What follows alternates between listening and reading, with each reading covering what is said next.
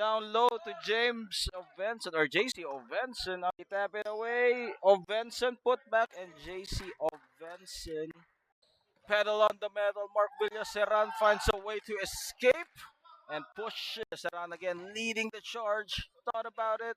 Toledo, drop pass, Plana, and Plana kisses it off the glass. And Galingan finally, it's good for Galingan.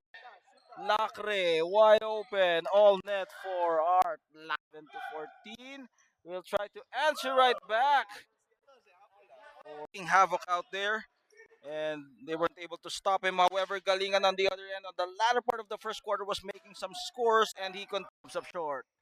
But trying to save the day is Lacre. He is feeling it on fire right now for JC for 17 to 7, back to a double-digit lead. De La Hoya, all day to shoot for De La Hoya, and rather be comfortable JC Ovenson taking it with those jump shots rather than attacking, as we mentioned. JC, and now a dose of their own medicine from the defense, but Lacre able to create with that separation as he was Galingan will score. Elijah Galingan leading his team. Well, he has been the only bright spark here for the Suns, no? As again, and Lacre back-to-back hits for Ale. Crossover, Villaseran with the sidestep, and Mark Villaseran put that in the highlight. Lacre has been their go-to guy so far. Corner 3 from James Mercado. Middle for Lacre. And again, skying high for that board is Mark Villaseran. Unstoppable. That's a 3-point or 2-point game. Zapanta banks it in. Bank is open. We won't know what's happening as Zapanta, that's his second three. Almost a turnover there, but Toledo at the middle, slicing the D for JR Toledo. Of the other team, I'd let him kill him with the jumpers, but Bumpy, this is still 2 quarters.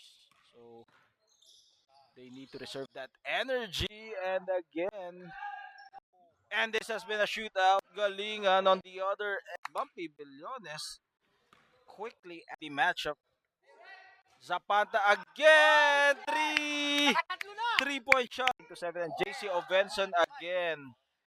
2-on-1 situation. Villaseran launches.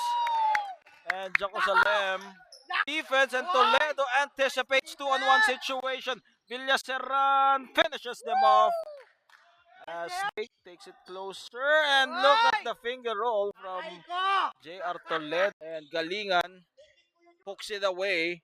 Villaseran finds a way to score for Mark Villaseran. The Lakers can make this a 6-point game. Villaseran, everything but the shot. Loader for Mark Villaseran with putting them on a fire squad for Jude Go. Well, he was wide open, no? He was able to Lingan, drop pass to Ari Bigdoli, and Ari Bigdoli makes that rainbow culture being applied at the middle. And Ari Bigdoli, can they make it a 4-point swing?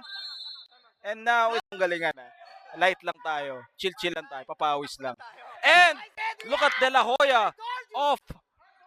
Escaping, cross court, and Plana puts his man down, and Plana, no fame. Villaseran puts the kids to sleep. 64 to 55, night, sabi nga ni